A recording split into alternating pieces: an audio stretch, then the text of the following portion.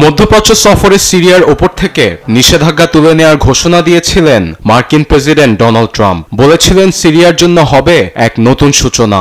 অবশেষে সেই কথা রাখলেন ট্রাম্প। সোমবার নির্বাহী আদেশে দেশটির ওপর থেকে নিষেধাজ্ঞা তুলে নেন তিনি।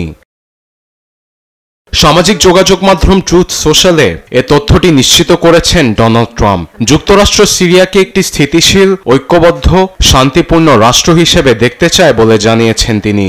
নিষেধাজ্ঞা প্রত্যাহারে জাতি ধর্ম নির্বিশেষে সবাই নিরাপত্তা ও শান্তির সঙ্গে বসবাস করবে।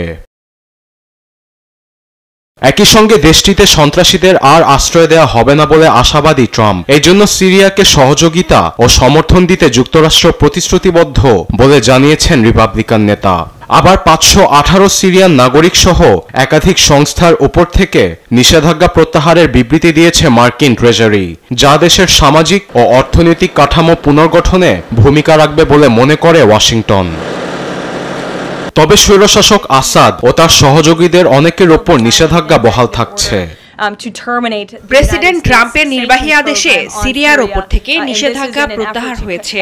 তবে সাবেক প্রেসিডেন্ট বাশার আল আসাদ সহ তার সহযোগী, মানবাধিকার লঙ্ঘনকারী এবং মানব পাচারকারী, রাসায়নিক অস্ত্র কর্মকাণ্ডের সঙ্গে জড়িত ব্যক্তি, জঙ্গি সংগঠন আইসিস ও তাদের সহযোগী এবং ইরানি প্রক্সিদের উপর নিষেধাজ্ঞা বহাল থাকবে।